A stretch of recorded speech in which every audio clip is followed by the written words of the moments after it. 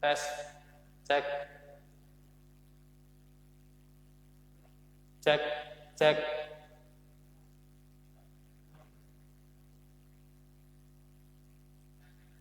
Oh, antar ya?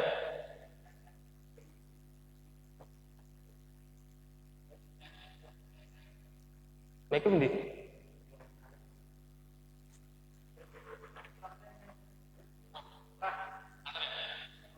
Iya maksudnya? Iki tak tempel lagi. Tes, tes, tes, cek.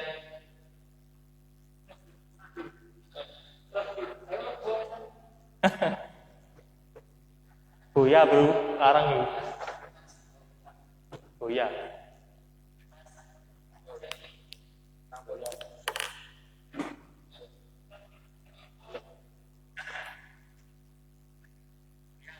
Tes. Tes.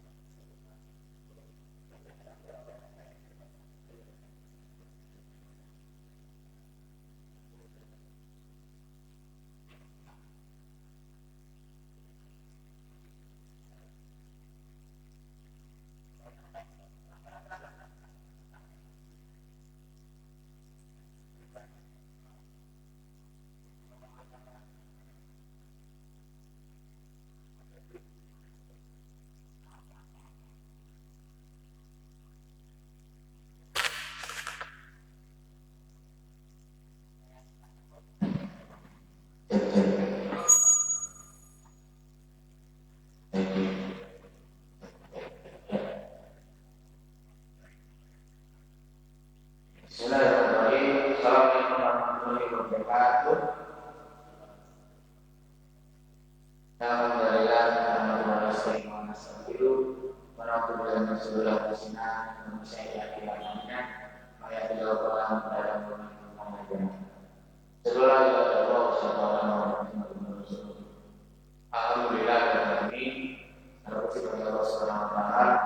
alhamdulillah, teman-teman, Ikhwan dan akhwat, program produksi hari ini kita dipertemukan kembali dalam acara pas ya, pengajian angkat sore yang insya Allah menjadi acara rutin dari Rismaya setiap 2 pekan sekali. Adapun agenda pas ini temanya kita akan ada 3 tema besar teman-teman. Yang pertama adalah kajian nisa atau kajian kemudian, lalu disambut dengan kajian berikutnya 13 dan 16 bersama Ustaz Amarul Hikam SPDI. Kemudian beberapa tadi kita bertemu kembali di pas dengan tema fikih tentang halal-haram makanan bersama dengan Ustaz Arif dan Elsi.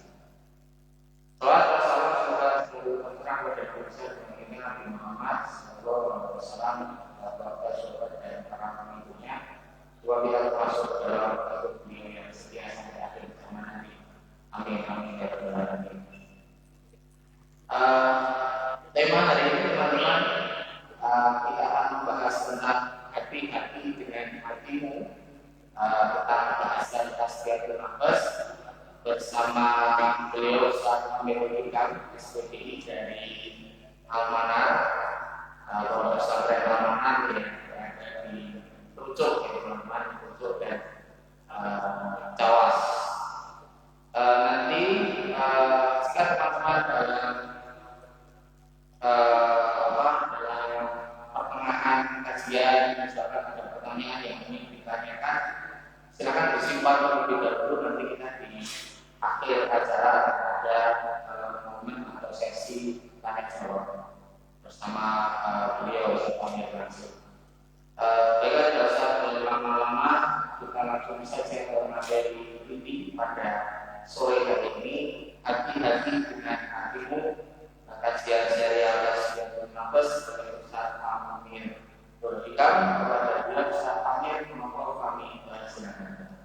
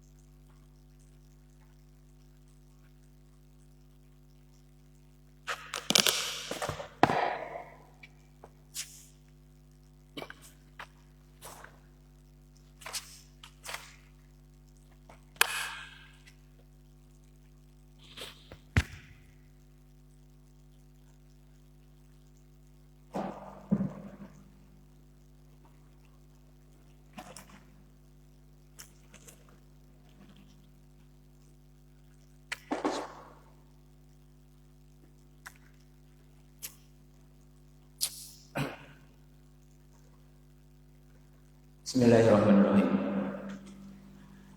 Assalamualaikum warahmatullahi wabarakatuh. Saya ulangi. Assalamualaikum warahmatullahi wabarakatuh. Alhamdulillahilladzi hadana li hadza wa ma kunna linahtadiya laula an hadana Allah. Asyhadu an la ilaha illallah wahdahu la syarika lah wa asyhadu anna Muhammadan abduhu wa rasuluhu la nabiyya wa rasula ba'da. Qala Allah ta'ala fil Qur'anil Karim, a'udzu billahi minasyaitonir rajim. Bismillahirrahmanirrahim. Ya ayyuhalladzina amanu taqullaha haqqa tuqatih wa la tamutunna illa wa antum muslimun. Wa qala Rasulullah sallallahu alaihi wasallam, ittaqillaha haitsu ma kunta wa atbi sayyi'atal hasanata tampuha wa khaliqin nasa bi khuluqin hasanin. Rabbi shrah li sadri wa yassir li amri wahlul 'uqdatam min lisani yafqahu qawli. Rabbi zidni ilma warzuqna fahma. Amma ba'd. Ikhwanu fi din arsyadani wa arsadakumullah. Alhamdulillah, kesekian kalinya marilah kita tak bosan-bosannya untuk senantiasa memanjatkan puji syukur kita kepada Allah Subhanahu wa taala. Karena Allah Subhanahu wa taala tidak pula bosan memberikan begitu banyak nikmat kepada kita. Kalau sang pemberi saja tak bosan memberikan nikmatnya, masa kita yang diberikan bosan untuk senantiasa mensyukuri.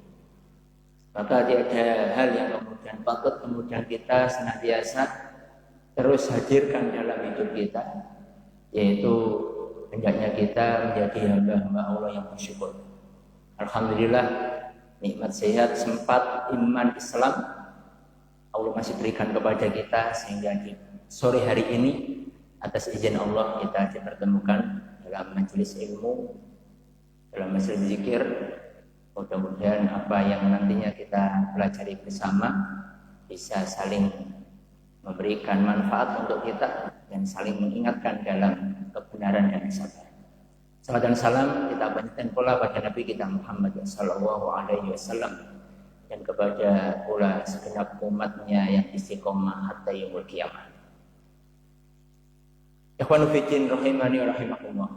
Alhamdulillah, di kesempatan sore hari ini atas izin Allah saya bisa bermuajah dengan antum semuanya dalam satu kajian, yaitu PAS PAS, pengajian Ahad sore. PAS itu banyak makna nih, penilaian akhir semester biasanya. Ada yang PAZ ya, S-nya pakai Z, pengobatan akhir zaman. Alhamdulillah atas izin Allah kurang lebih 20 kilo saya bisa hadir tadi pas dalam pelaksanaan sholat asar untuk memberikan satu materi sesuai dengan apa yang kemarin kita komunikasikan dengan panitia, yaitu dalam kajian Tazkiyatun Nafs yang nantinya temanya diambil dengan hati-hati dengan hatimu. Hati-hati dengan hati. Sekilas memang saya sudah punya pandangan ini, berarti kajiannya anak muda, karena judulnya memang judul muda. Kalau wong tua ya sebetulnya Bapak, hati-hati juga hati ya gitu. Tapi tombo hati biasanya. Orang tua itu tombo hati. Ikhwan fillah rahimani wa rahimakumullah. Ya. Dari tema ini sedikit memang kita bisa mensikapi bahwa hati ini sangatlah penting, urgensi hati bagi seorang mukmin. Karena dalam kehidupan saja, kehidupan kita dari pagi sampai sore atau sampai pagi kembali, kalau identik dengan hati-hati dengan hatimu, bisa kita bayangkan setiap hari kalimat hati-hati itu memang sesuatu yang menjadi warning, peringatan untuk apa kehati-hatian. Hati-hati ya. Orang yang mengendari kendaraan saja, naik mobil, naik motor, sudah siap segalanya, helm siap, ya, kaos tangan siap, kemudian kendaraannya sudah siap, remnya juga oke, bensin sudah terisi. Ketika menjalani perjalanan, ketemu tikungan tajam, diingatkan, hati-hati, tikungan tajam. Ketemu jalan curam, hati-hati. Mau nanjak, hati-hati. Yang diingatkan hatinya, bukan kaki-kaki, bukan ya. Kaki-kaki, bukan, tapi hati-hati. Padahal yang mengendari itu adalah tangan kita, kaki kita. Ya kalau mau nanjak itu diingatkan, hati-hati, tangan-tangan atau kaki-kaki, tapi hati-hati. Maka dalam inilah perkara inilah kemudian kita memahami hati suatu hal yang penting yang patut kita jaga dan kita patut hati-hati untuk menjaga hati. Ikhwanuddin rahimani rahimakumullah. Saya awali dengan satu kutipan ya, sebelum masuk ke inti materi, hati-hati dengan hatimu. Saya mengutip satu penggalan syair dari sahabat Ali bin Abi Thalib radhiyallahu anhu. Ya. Ini kutipan ini sering kalau saya mengawali kajian saya kutip syair ini, penggalan syair itu. Beliau mengatakan, waladatka ummuka ya ibnu Adam bakim, wan nasu haulaka yadhakuna surur. Waladatka ummuka ya ibnu Adam bakim. Engkau telah dilahirkan oleh ibumu wahai manusia dalam keadaan menangis. Ya. Engkau telah dilahirkan oleh ibumu wahai manusia dalam keadaan menangis. Wan nasu haulaka yadhakuna surur. Sedangkan manusia berada di sekelilingmu, di sekitarmu, mereka tertawa berbahagia. Wa'mal fa'mal yaumika antakuna idza baqaw fi yaumi mautika dhahikan masrur. Maka beramallah wahai manusia, sebab akan ada tibanya ketika manusia menangisimu, sedangkan engkau tertawa berbahagia. Penggalan ini menjadi satu awal kita membuka membuka renungan kita, membuka basirah kita, bahwa sudah menjadi satu hal yang kita alami bersama. Kita ini semuanya dilahirkan, dikeluarkan dari rahim ibu-ibu kita dalam keadaan menangis. Nggak ada yang dikeluarkan dari batin. Semuanya dilahirkan oleh ibu-ibunya. Sepakat nih? Sepakat kita. Yang kedua dalam keadaan menangis. Ada yang ada di sini dulu lahirnya tertawa? Nggak ada. Semuanya menangis. Kalau nggak nangis, bapak ibu isin nangis. Bapak ibu yang nangis. Kita dilahirkan di dunia ini oleh ibu kita dalam keadaan menangis. Anehnya, saya tambahkan, anehnya justru banyak manusia di sekitar kita tertawa berbahagia. Ya. Kalau konteksnya yang kita alami dalam kehidupan, ya wajar. Bayi lahir yang guyu senang. Ya. Tapi kalau kita renungi dalam diri kita itu nangis kok diguyu. Kita kan nangis. Nangis tandanya apa? Nangis itu roto-roto, biarpun ada sebagian tangisan bahagia itu ada. Tapi kebiasaannya orang menangis itu dalam keadaan susah, sedih, aja gitu.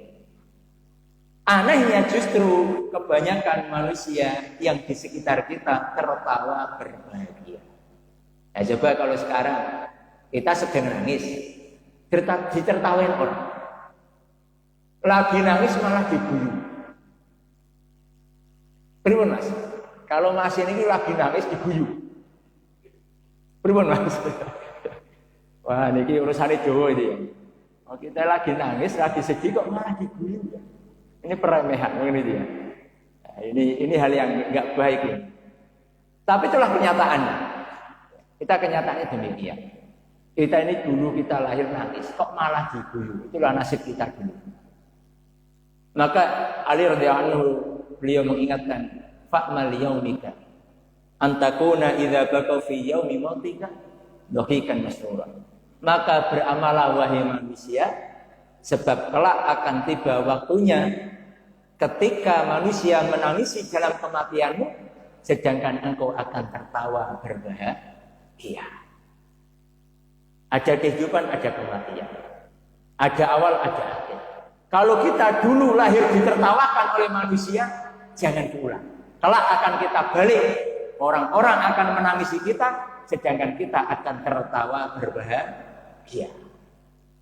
Jangan diulang. Biyen lahir nangis diguyu, besok mati nangis diguyu nih. Ngenes nasibnya. Ya. Ya. Dulu lahirnya nangis ditertawakan orang. Waktu kematiannya dia nangis lagi dan ditertawakan orang. Ada nggak orang seperti ini? Ada. Ada pengumuman kematian terus tanya tanggane, siapa sih mati iki kok? Si fulan. Wah, alhamdulillah ya.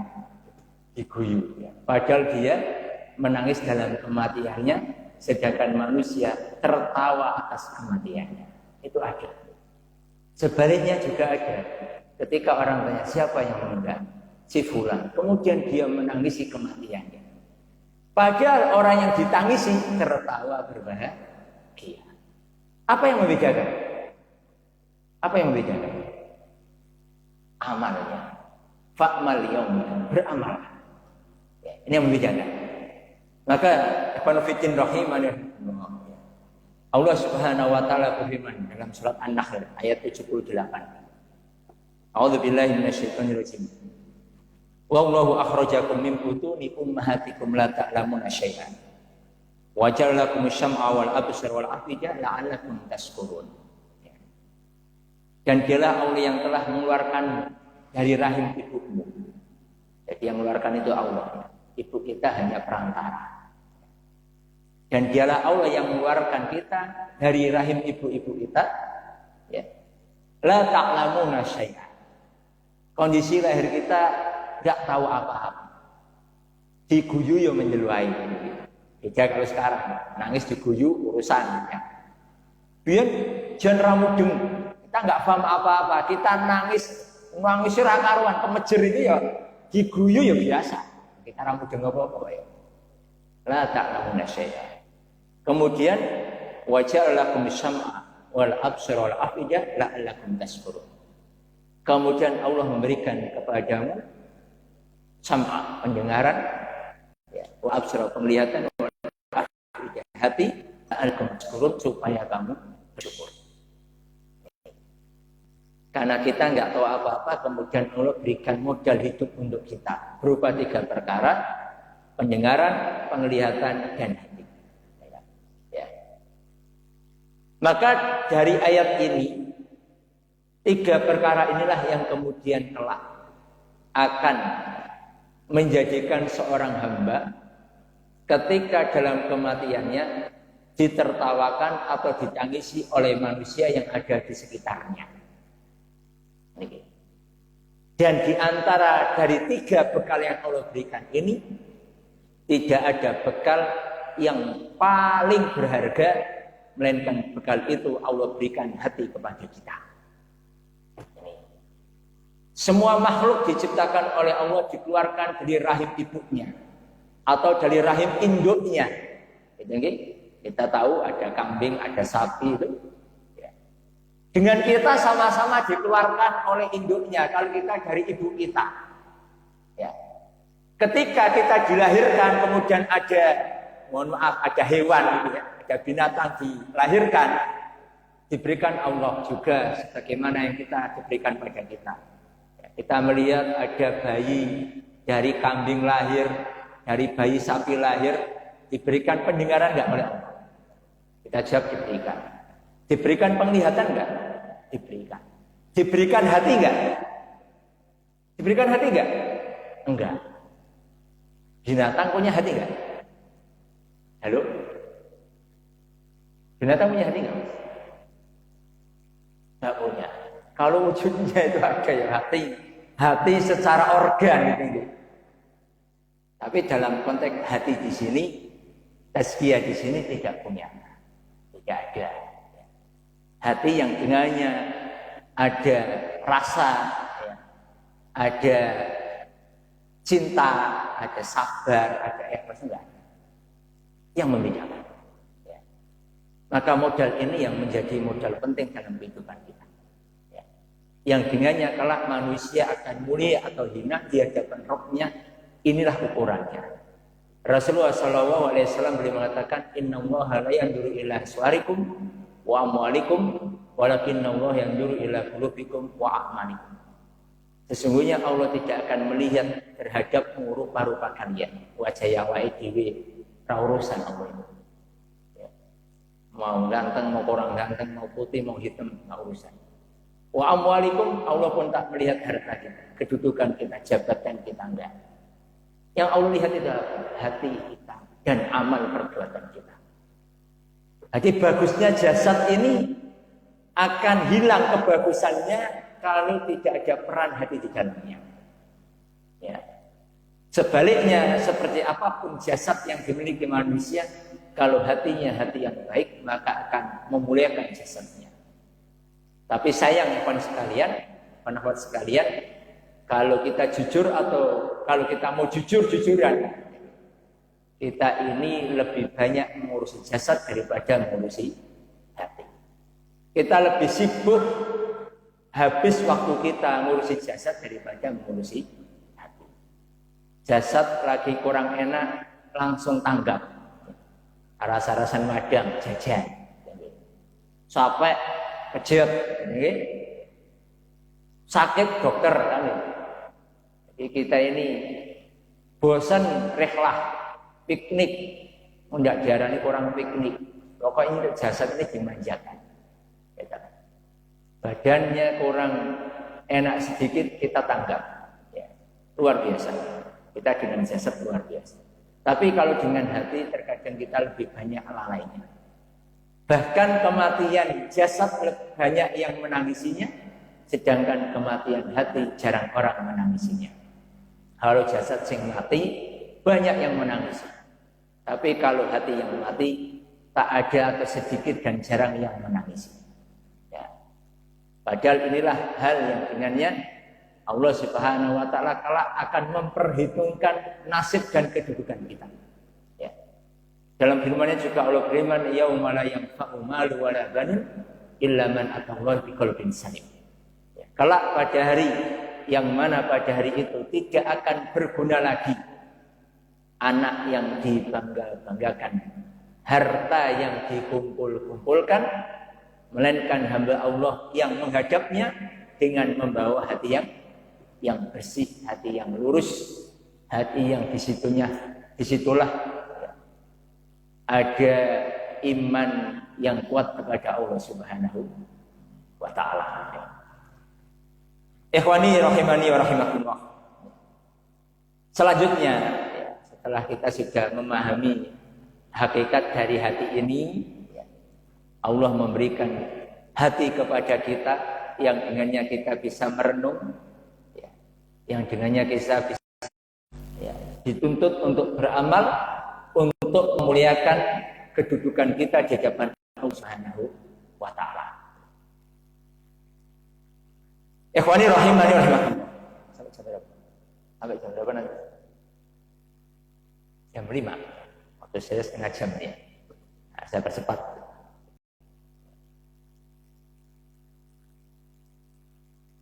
Apa urgensi kita sehingga kita perlu memperhatikan hati kita? Hati-hati dengan hatimu, hati-hati dengan hati kita. Kenapa kok kemudian kita diingatkan untuk menjaga hati ini, hati yang kita miliki ini? Ikhwan sekalian rahimani rahimakumullah, urusan hati ini bukan hanya sekedar urusan rasa. Manusia itu makhluk yang punya perasaan, bukan sekedar itu. Urusan hati urusan yang paling lengkap dalam kehidupan kita. Terutama dalam urusan setiap orang yang beriman kepada Allah Subhanahu wa taala. Biarpun konteksnya dalam ranah tazkiyatun nafs, penyucian hati, penyucian jiwa. Tapi perkara ini atau kita sebut disiplin ilmu ini, kajian ini sejatinya menjadi ilmu yang sangat penting karena bagi seorang mukmin hati itu urusannya paling lengkap dalam kehidupannya. Dalam ranah akidah, hati tidak pernah luput. Ya. Bahkan hati menjadi inti yang terpenting terhadap keimanan seorang hamba kepada Rabb-Nya. Karena iman itu awal dari maknanya adalah at-tasdiqu bil qalbi.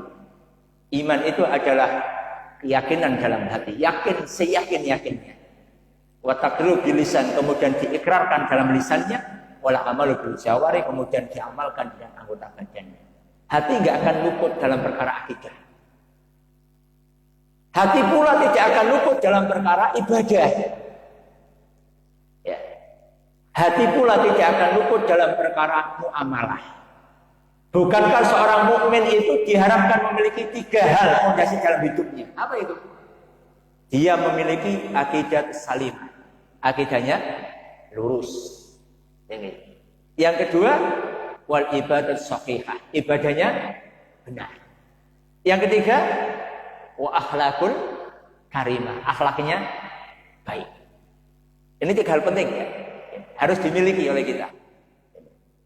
Seorang mukmin itu harus punya 3 prinsip ini. Gimana dalam hidupnya akidahnya lurus, tidak bengkok, tidak menyimpang, tidak tersesat. Yang kedua, ibadahnya benar. Orang salah-salah, orang gawe dewi. Yang ketiga, akhlakul karimah, akhlaknya mulia. Ya. Kita nggak akan bisa menjadi orang mukmin yang baik kalau 3 hal ini nggak kita dapatkan dalam diri kita. Dan 3-tiganya itu kuncinya ada pada hati. Ya. Maka tadi hati kalau didudukkan dengan akidah, ya, kita ketemu dengan perkara apa? Hati didudukkan dengan akidah, ketemu dengan perkara apa? Apa? Ada perkara ikhlas. Ikhlas itu perkara hati nggak? Ikhlas itu hati, ya. Ikhlas itu hati. Ya, ada perkara yakin, itu akidah, ya. Akidah itu yakin, itu hati urusannya. Ya, ya. Kalau dalam perkara ibadah, apa? Ketemu apa kita dengan perkara hati dalam konteks ibadah? Kita ketemu dalam perkara niat lillahi ta'ala. Termasuk rukun dalam ibadah. Setiap mau ibadah ada perkara yang harus kita amalkan, yaitu niat. Niat itu urusan apa? Urusan hati. Kalau akidah keyakinannya nggak beres, nggak akan kuat akidahnya. Kalau ibadah perkara niat nggak beres, nggak akan baik ibadahnya. Gitu ya.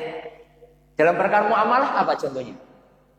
Muamalah. Kalau hati didudukkan dengan perkara muamalah, apa itu? Kita temukan dengan apa? Halo? Halo? Ada siapa yang bisa? Saya bisa jawab, tak kasih hadiah. Nah, kasih hadiah ini. Pikir pagi petang. Tadi kan sudah ada contohnya ya. Hidup itu kan prinsipnya mungkin ada 3 ya. Akidah yang lurus, ibadah yang benar, akhlakul karimah. Hati dalam konteks muamalah. Kita akan bertemu jujur. Antum sini. Jujur itu perkara hati yang ketika kita implementasikan ya, dalam kehidupan kita ketemu sifat jujur. Ya. Ini sifat tolong menolong, ya. Sifat rendah diri, rendah hati, rendah diri, rendah hati. Itu muamalah yang nanti buahnya adalah akhlakul karimah. Masya Allah. Maka hati-hati kita menjaga hati kita. Kalau hati kita nggak beres, 3 perkara ini nggak beres. Nggak akan beres. Nggak mungkin kita menjadi orang mukmin yang memiliki iman yang lurus, orang mukmin yang ibadahnya benar, orang mukmin yang akhlaknya mulia, kalau hatinya nggak beres, nggak bisa. Maka hati-hati jaga hati. Ini ya, hati-hati jaga hati. Ini bukan urusan rasa. Hati itu bukan masalah baperan, gitu kan? Caperan, bukan masalah itu. Hati ini penting melingkup 3 perkara ini. Dengan 3 perkara ini adalah modal utama kehidupan seorang mukmin sampai kelak dia mendapatkan kedudukan mulia di hadapan Rabb-Nya, yaitu Allah Subhanahu wa taala. Selanjutnya. Nanti masih ada hadiah 1 ya, semua hadiah 2. Tadi diambil panitianya nggak usah kecewa ya. Nggak usah kecewa. Nanti masih ada hadiahnya. Yang penting nanti bisa jawab. Ikhwani rahimani wa rahimakumullah. Maka kemudian kita ini perlu untuk senantiasa mempelajari, untuk senantiasa menata, untuk senantiasa merenungi berkaitan tentang perkara hati kita ini. Ya. Karena tadi kita kurang adil dalam menjalani hidup. Kita paham manusia itu tidak sekedar urusan jasad. Kalau manusia itu hanya jasad, itu namanya mayat. Itu ya. Jasad tanpa roh, dia adalah mayat. Tapi roh tanpa jasad, gemit. Apa namanya? Maka kita ini disebut manusia karena dalam diri kita ada 2 perkara itu, jasad dan roh kita. Ya. Maka perlu kemudian kita adil dalam memihai, dalam menjaga, mengatur apa yang menjadi kebutuhan kita dalam kehidupan. Baik itu jasad kita, baik itu roh hati kita, jiwa kita. Kemudian ada yang namanya kajian tazkiyah. Satu kajian supaya kita bisa mengolah, bisa menjaga, bisa peduli terhadap hati kita. Kalau dulu ada manajemen qalbu, ya. Bagaimana kita memanage hati kita? Apa toh gunanya? Apa toh untungnya kita ini mempelajari dalam perkara tazkiyah? Ada 3 perkara. Ada 3 perkara yang kemudian penting. Ya. Kalau kita mau sikoh, kita mau istiqomah untuk mempelajari bab ini tentang perkara hati ini, ada setidaknya 3 hal yang kemudian kita akan dapatkan dalam kehidupan kita, terutama dalam perkara hati kita. Yang pertama, orang itu kalau mau mempelajari dalam hal perkara hati, tazkiyah, mentazkiyah hatinya, mensucikan jiwa hatinya, maka hatinya akan menjadi hati yang lunak. Sedangkan hati yang lunak adalah modal utama seseorang hamba akan mudah mendapatkan nasihat, mendapatkan ilmu ya, dari Allah Subhanahu wa taala. Bukankah kebaikan itu adalah husnul khuluq? Al-birru husnul khuluq. Kebaikan adalah budi pekerti yang baik. Yang kemudian kita tertuntut untuk harus siap ya, diberikan nasihat oleh saudara kita, diingatkan oleh saudara kita. Ketika kehidupan kita ini menyimpang dari relnya, maka ketika nasihat itu diberikan kepada kita dan hati kita adalah hati yang lunak, sebuah hal yang menggembirakan, sebuah hal yang menguntungkan. Karena dengan memanage hati, dengan mentazkiyah hati kita ini menjadi hati yang lunak, ibarat tanah yang subur, yang mudah ditanami berbagai macam tanaman. Ya. Mudah menerima ilmu. Mudah menerima ilmu. Karena ilmu itu al-ilmu fis sudur, laisa fis sudur. Ilmu dalam dada, dalam jiwa kita, dalam hati kita. Tidak sekedar di dalam tulisan wasilahnya.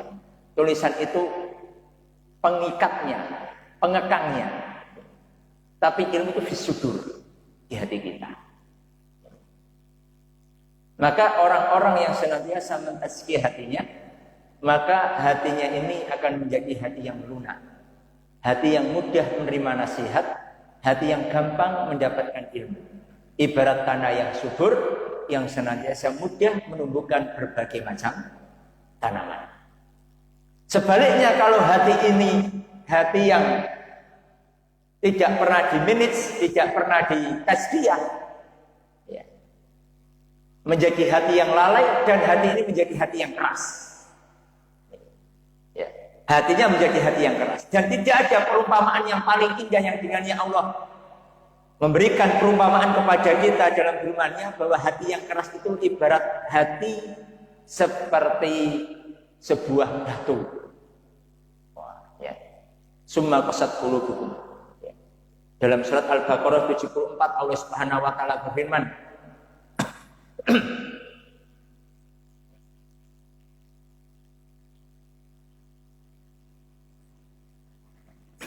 Summa qasat qulubukum min ba'di dzalika fayahijar aw asadu qaswa. Kemudian hati-hati kalian menjadi keras seperti batu, bahkan lebih keras daripada batu. Jadi hati manusia nggak pernah ditazkiyah, nggak pernah dibuat renungan, tidak pernah berbuat muhasabah, hatinya akan menjadi keras. Dan kerasnya hati manusia itu seperti sebuah batu, bahkan lebih keras dari batu. Kenapa? Karena batu itu sak keras-kerasnya batu, Allah firmankan, wa inna minal hijarati lama yatafajjaru minhul anhar. Batu yang keras itu ada batu yang dengannya mengalir air mancur. Jadi biasanya kita mendapati ada mata air di sela-sela batu, kemudian keluar air. Atau sesuatu seperti itu. Ya. Wa inna minha lama yashaqqaqu fa yakhruju minhul ma'. Ada pula batu yang terbelah yang memancarkan air darinya. Wa inna minha lama yahbitu min khasyatillah. Ada juga batu yang kemudian takut kepada Allah pecah. Gunungnya pecah karena takut kepada Allah. Itu atau sesuatu sekeras-keras batu itu seperti itu sifatnya. Dan hati manusia lebih keras daripada itu. Lebih keras daripada batu. Coba kalau batu itu keras, disiram air seperti apapun, dia tetap akan keras. Dan kerasnya batu itu lebih keras terhadap hatinya manusia yang jauh dari rohnya. Padahal teman sekalian, kalau kita, saya pernah ngasih perumpamaan renungan, ya. Allah itu mengibaratkan hati manusia di ibarat batu. Padahal kalau kita berpikir benda yang keras, ya, yang kita dapati hidup kita ini apa? Besi ini ya. Besi. Keras mana batu dengan besi? Besi. Ya. Kalau kita punya dua buah, ada di tangan kita ada dua hal, batu dengan besi, kita adukan itu, yang pecah yang mana? Yang batunya pecah. Kenapa? Kerasnya hati manusia tidak diibaratkan seperti sebuah besi. Kok batu? Ya, Al-Qur'annya demikian kalimatnya, tamsilnya, perumpamaannya. Karena keras besi itu kalau dibakar itu pasti meleleh. Kalau batu, jenengan kalian ini ada api unggun kasih batu, meleleh enggak? Didemok, ya kok empuk, kok duduk batu, telo itu ya, telo bukan batu. Batu itu kalau dibakar dia semakin keras, semakin keras, terus apa? Pecah. Ya. Maka hati seorang yang keras itu dikasih nasihat seperti apa? Bukan semakin lunak, dinasihati semakin keras, tersinggung, ngamuk. Jak gelut, kita itu nasihati kok kamu tersinggung. Kita ini memberikan nasihat. Tapi bagi orang yang hatinya keras, bukan kebaikan yang dia dapatkan. Semakin sakit hatinya, semakin tersinggung, kemudian emosi, ngejak gelut. Angel kan? Maka hati yang keras itu sulit mendapatkan kebaikan. Kemudian yang kedua, dengan mentazkiyah hati kita ini, hati kita ini mudah untuk bermuhasabah dan bertobat kepada Allah Subhanahu wa Ta'ala. Kita pahami, sadari, nggak ada diri kita yang maksum, nggak ada. Ya. Kita ini pasti pernah, sengaja atau tidak, sadar atau tidak, pasti pernah berbuat dosa. Ada yang rumus suratan ini nggak bisa? Nggak ada. Semuanya sadar atau tidak, sengaja atau tidak, rumongso pora rumongso, manusia karena tidak maksum, kita pasti pernah berbuat dosa. Apakah dengan lisan kita, perbuatan kita, dan sebagainya. Ya. Maka hati yang senantiasa lunak, hati yang senantiasa sehat, hati yang mudah kemudian menyadarkan dirinya. Hati yang senantiasa mudah untuk mengintrospeksi dirinya. Ini nikmatnya orang yang punya hati yang sehat, hati yang bersih. Kenapa? Karena penasihat sejati itu adalah penasihat di dalam hati kita. Disadari atau tidak, setiap keburukan akan menjadi sinyal yang dengannya hati akan berontak, mengingatkan diri kita. Hati-hati, yo. Ojo ngono. Iku ngono dosa. Kalau kita nyadar ya. Ini hati yang senantiasa memiliki kebaikan. Karena Rasulullah mengatakan innal mu'mina idza atnaba kanat nuqtatan sawja fi qalbi. Wong mukmin itu, orang beriman itu, kalau dia melakukan satu dosa, ada satu titik hitam dalam hati. Ya. Idza naza'a fastaghfara fataba syukran. Apabila orang mukmin itu sadar, kerosok, ya. Ibarat kertas yang putih kemudian ada satu titik hitam, kelihatan, ada rasa. Kemudian dia menyadari, kok aku berbuat demikian. Dia menyesal. Kemudian istighfar, astagfirullah. Kemudian dia bertobat kepada Allah, syukur. Hatinya bersih. Jadi hati yang baik itu gitu. Senajan kita nggak maksum, tapi hati kita akan senantiasa membersihkan hati kita yang kotor, karena hati itu paham apa yang kita lakukan adalah sebuah kemaksiatan. Tapi apabila idza zada hatta yaqul. Tapi apabila orang itu berbuat dosa dan terus dosa, akan banyak nukta hitam, titik-titik hitam dalam hatinya sampai gelaplah hatinya. Coba.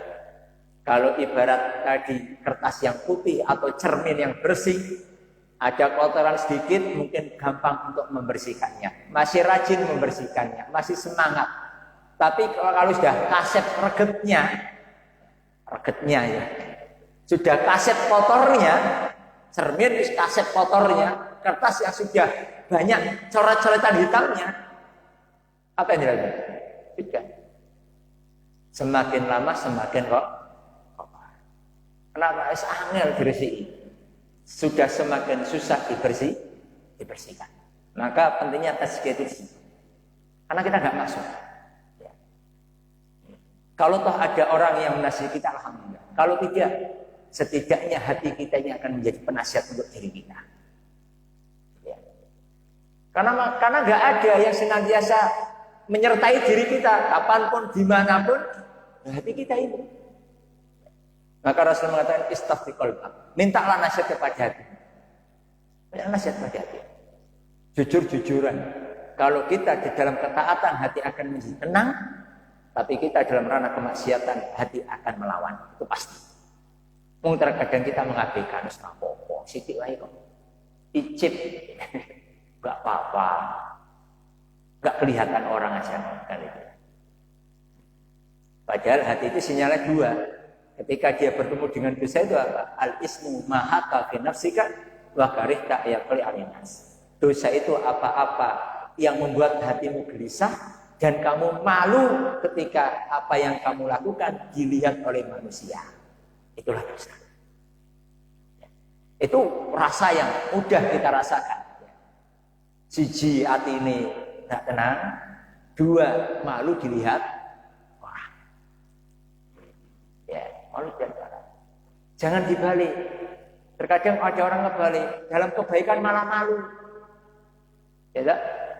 Dalam keburukan pede banget. Ya akhwat mungkin kon jilbaban malu. Orang kulino jilbaban tidak dianggap standar. Malu. Tapi yang nggak jilbaban pede banget. Rebonding gitu ya. Pamer ya. Apa rebonding mau keriting gitu kan. Bangga. Ini kan bolak-balik kan. Hidup ini jangan dibalik bolak, kenapa dibolak balik. Kemudian yang ketiga, saya jawab. Kenapa kita perlu mempelajari perkara ini? Bab ini, ilmu ini. Karena orang yang senantiasa ingin menjalani kehidupan untuk mendapatkan ridho dari Rabb-Nya, menjadi manusia yang baik. Saya yakin yang hadir di sini kan menjadi hamba Allah yang baik. Kita ini ingin menjadi manusia yang baik. Menjadi manusia yang soleh dan solehah. Ingat, setiap kebaikan pasti ada ujiannya. Ya, setiap kebaikan pasti ada ujiannya. Rumusnya tidak semua niat yang baik dihargai baik. Ya.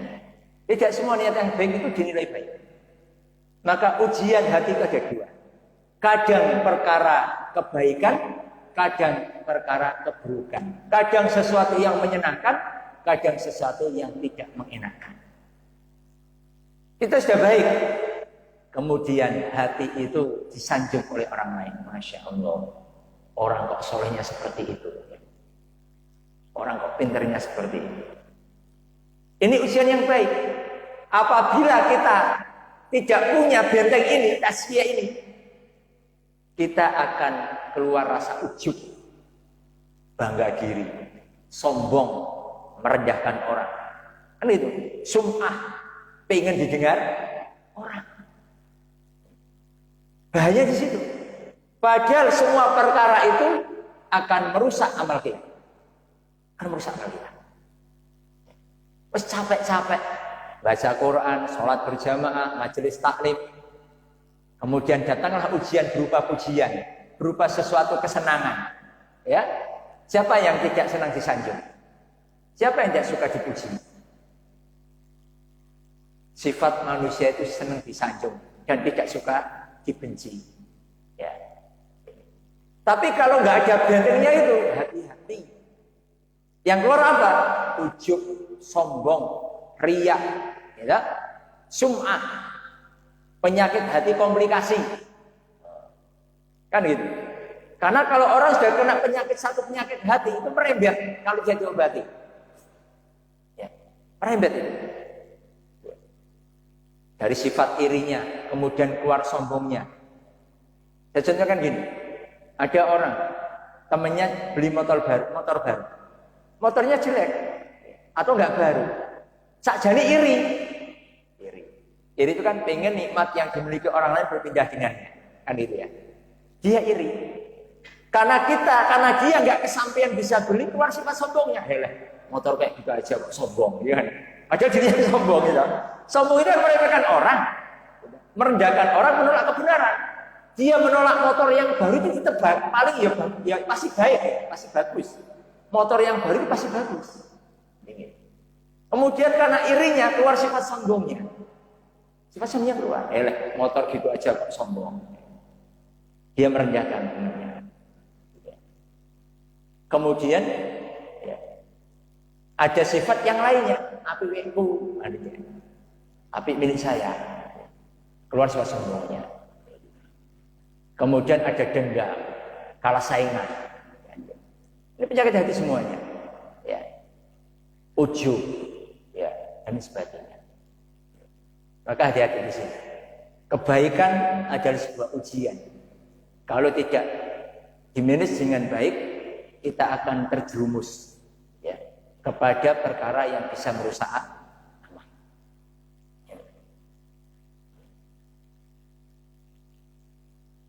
Yang ketiga, yang kedua, ujian itu bisa berupa keburukan.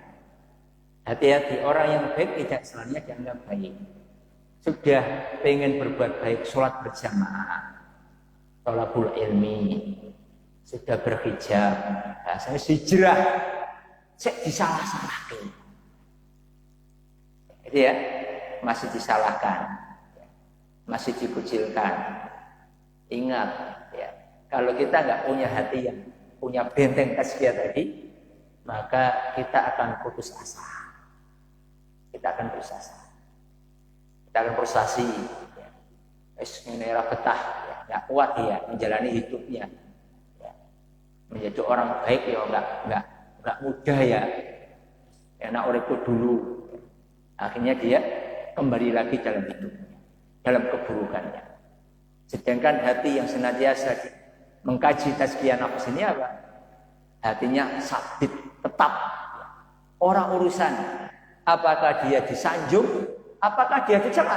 Nggak urusan. Kenapa? Karena apa yang ia lakukan tujuannya satu.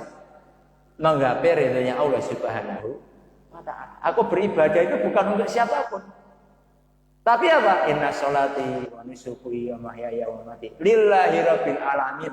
Mau kamu celayu monggo, mau kamu sanjung silahkan. Tapi bagi saya nggak urusan. Ini mudah diucapkan, akhir semuanya, kuat sekali. Tapi sulit diamalkan.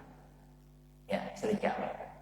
Maka oleh sebab itu, ya, kalau ini kita miliki, insya Allah, ya, kita berharap kelak ada kalanya setelah kehidupan itu ada kematian.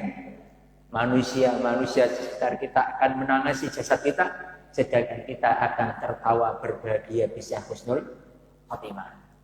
Ya, banyak semua perkara yang berujung keburukan, kerugian berawal dari salah dalam menjaga perkara hatinya. Ya, tak tambah sedikit, saya tambah sedikit. Ya. Dua hal penting yang kita dapati dan ini menjadi peringatan kita bersama. Kita mengenal ada hadis yang menerangkan 3 golongan pertama yang akan masuk neraka pertama kali. Ya. 3 golongan yang akan masuk neraka pertama kali. Ada yang bisa jawab? Yang bisa jawab? Ada hadiahnya. Monggo Mas. 1, mujahid. 2,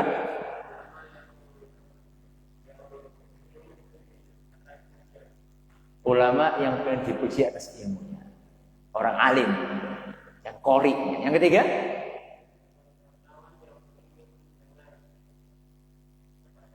hartawan yang pengen dikenal sedangkannya. Kenapa dia masukkan neraka pertama kali?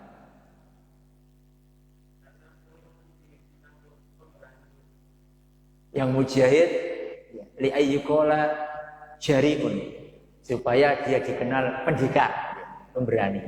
Yang kedua, supaya dikenal alim. Yang ketiga, supaya dikenal dermawan. Kenapa semuanya ini kok dimasukkan ke dalam neraka? Dalam kaitan kajian kita apa? Karena tidak bisa menjaga hatinya. Itu gitu. Karena tidak bisa menjaga hatinya. Oke, betul. Apa betul, Mas? Ya. Ini amalan besar. Ya. Justru yang masuk neraka pertama itu bukan ahlul kabair, pelaku dosa besar. Satu mujahid. Ya, kita enggak ragu lah bagaimana fadilah mujahid dan syuhada. Yang kedua orang alim dan ahlul Quran, Masya Allah. Yang ketiga, ahlul mal, dermawan. Kebaikan mereka menjadi amal jariyahnya. Pahalanya gak akan terputus. Ya. Kemuliaannya di dunia wal akhirah Allah berikan. Tapi gara-gara salah dalam perkara hatinya, justru yang pertama kali dimasukkan, menyebabkan mereka dimasukkan dalam neraka. Insya Allah. Ini hati-hati. Ya. Pentingnya kita. Maka ini pesannya, hati-hati dengan hatimu. Hati-hati. Biarpun kita membawa pahala yang begitu istimewa, gak bisa menjaga hati kita, hati-hati. Justru bisa menjadi penghuni neraka pertama kali. Dan sebagai penutup, ya, bagaimana nasihat dari seorang ulama Ibnu Qayyim rahimahullah beliau mengatakan, usul khotoya kula salasa. Pangkal dari segala dosa itu berawal dari 3 hal. Apa itu? al-kibr, sombong. Ya, al-kibr. Wa huwa alladzi asyara iblis ila ma asyara. Inilah sombong yang menyebabkan iblis dilaknat dan dikutuk oleh Allah Subhanahu wa taala.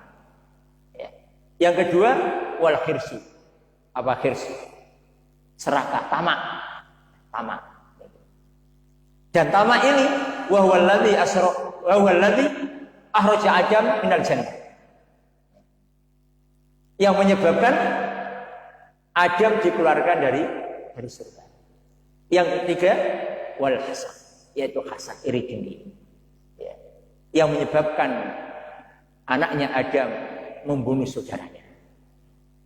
Ini pangkal dari semua dosa yang dilakukan oleh manusia. Dari awal sampai akhir, itu semuanya berawal dari sini. Sombong mengakibatkan kekufuran. Kemudian serakah mengakibatkan kemaksiatan. Sedangkan iri menyebabkan kezaliman. Insyaallah. Dan ternyata kita menyadari 3 perkara ini semuanya akibat dari hati. Sombong itu penyakit hati, serakah itu juga penyakit hati, hasad, iri, dengki juga penyakit hati. Ternyata hati ini kalau nggak hati-hati, ya, ternyata hati ini kalau nggak hati-hati, Masya Allah, semua pangkal dosa yang ada di dunia ini berawal dari hati. Ya. Ikhwanuddin rahimani wa rahimakumullah. Ini yang bisa kita pelajari bersama. Maka di awal tadi kami sampaikan, mari kita punya target dalam hidup kita ini. Akidah kita lurus, ibadah kita benar, akhlak kita baik. Dan itu juga berawal dari hati. Allah telah memberikan hati kepada kita. Tidak diberikan kepada makhluk lain. Tidak. Mata semuanya diberi. Telinga semua diberi. Tapi kalau hati tidak. Allah berikan hati untuk hambanya, yaitu kita manusia. Maka mari kita jaga hati kita ini. Kita perbaiki, kita jaga. Supaya hati ini kelak menjadi hati yang salim, hati yang bersih, hati yang lurus. Yang akan memuliakan kita di hadapan Allah Subhanahu wa ta'ala. Yang akan menyelamatkan kita fid dunya wal akhirah. Ini yang bisa kami sampaikan. Apabila masih ada salah dan kurangnya mohon dimaafkan. Saya akhiri, aku qouli hadza wa astaghfirullaha wa lakum. Akhirul kalam. Assalamualaikum warahmatullahi wabarakatuh.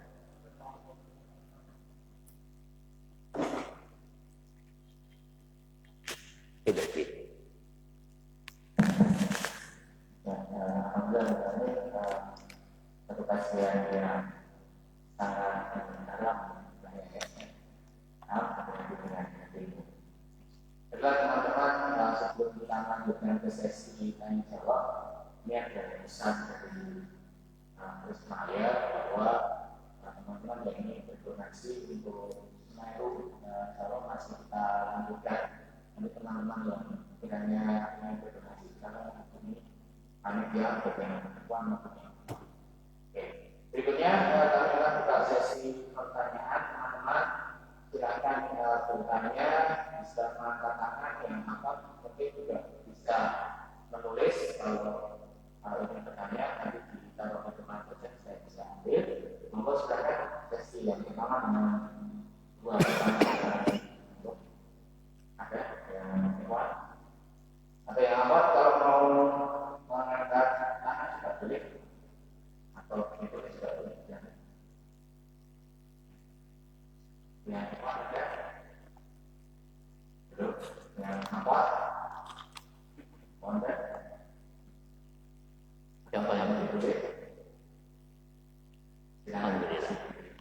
Tunggu yang mau ditulis jadi di depan.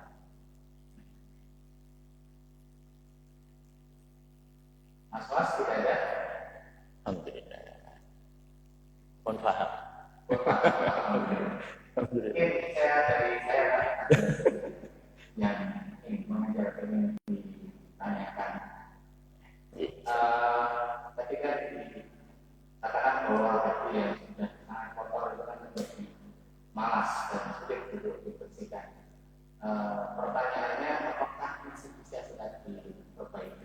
kemudian cara membersihkan hati yang sudah parah itu cara yang paling bisa kita tempuh seperti itu.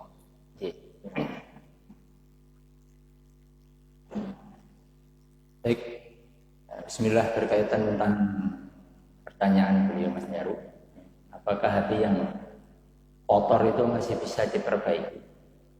Bisa dibersihkan ya? Pertanyaan bisa. Ya. Kenapa? Karena di balik hati ini kan ada dosa. Di balik hati yang kotor ada dosa. Dan Allah Rabb yang Maha Pengampun dan lagi Maha Penyayang itu tidak pernah bosan untuk senantiasa membuka pintu taubatnya kepada hambanya. Ya, tidak ada dosa yang tidak diampuni selama belum terbit matahari dari barat dan roh di kerongkongan. Termasuk biarpun itu kesyirikan. Syirik tetap diampuni kalau dia mau bertobat. Ya, kalau dia mau bertobat.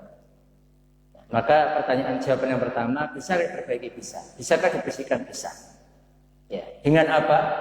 Yang pertama dia awali dengan bertobat kepada Allah Subhanahu wa Ta'ala. Ya. Bertobat kepada Allah atas segala bentuk ya, kotoran hati kita, keburukan hati kita. Ya.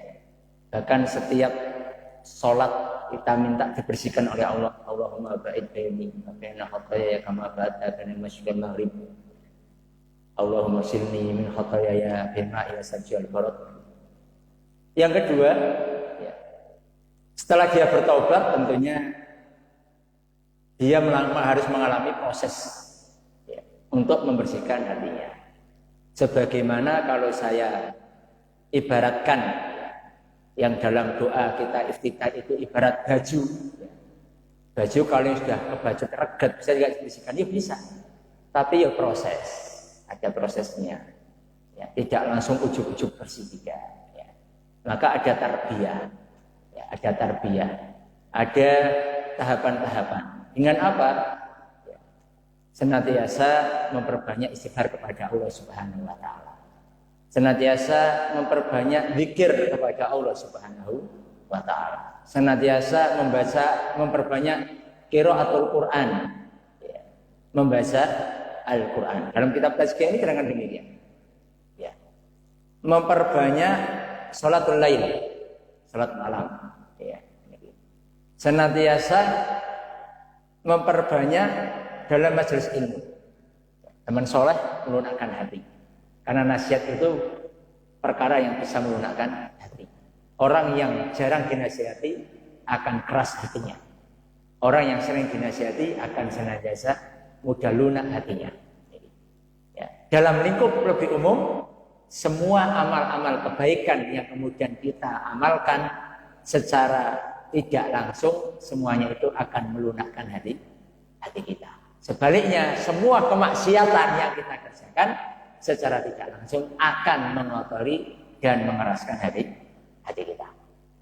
Jadi pertanyaan, bisa? Insya Allah tidak ada kata putus asa. Bisa. Sekotor-kotornya bisa. Karena Allah masih bisa membersihkan hati hambanya yang terbulak-balik itu, dan senantiasa akan membuka pintu taubatnya kepada setiap hambanya yang berdosa. Walau bisawab. Jadi satu. Terima kasih. Monggo kalau masih ada pertanyaan, silakan kita beri waktu di 40 pertanyaan. Nah, monggo.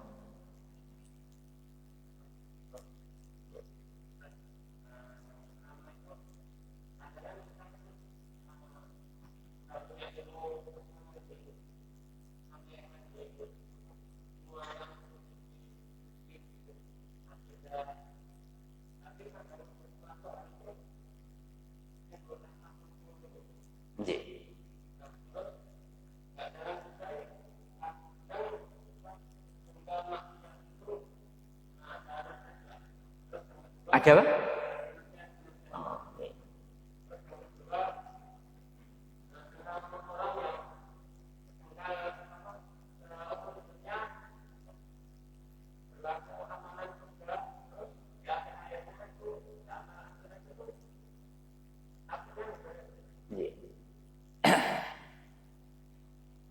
Bismillah. Yang pertama berkaitan tentang futur ya, futur. Jadi gini, Rasulullah dalam satu hadis menerangkan bahwa setiap amal itu ada titik puncaknya. Titik puncak itu kejenuhan. Ya. Maka barang siapa yang di futurnya masih di rambu-rambu syariat, maka dia beruntung. Barang siapa yang futurnya keluar dari syariat, dia akan celaka. Maknanya gini, ya.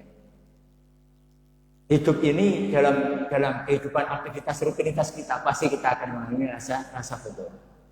Maka yang perlu diperhatikan, amalan yang sedikit kontinu itu lebih baik daripada amalan yang besar tapi sesaat.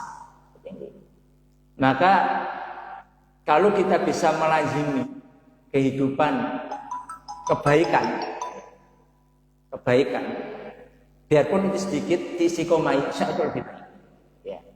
Dan itu lebih bisa terjaga daripada kemudian kita banyak tapi sesaat. Tetapi tetap hidup ini kan punya target. Ya. Dengan apa? Nggak mungkin kita ini sepanang. Gaji pun pengen naik, mobil pengen lebih baik, motor kan. Maka sudah kita jalani perkara yang baik itu tetap ada grid yang harus kita naikkan, step by step, bertahap demi bertahap. Ya. Jadi kejenuhan itu pasti, tetapi kejenuhannya pasti dalam syariat. Contohnya gini, kita senantiasa mandi jus, oke lah bagus. Tapi ketika kita jenuh, jangan kita kemudian keluar tidak membaca Quran sedikit pun. Bacalah setengah jus, tidak sanggup berlembar. Jadi itu satu cara. Kalau kita keluar, futur itu semakin parah. Ya, futur semakin parah.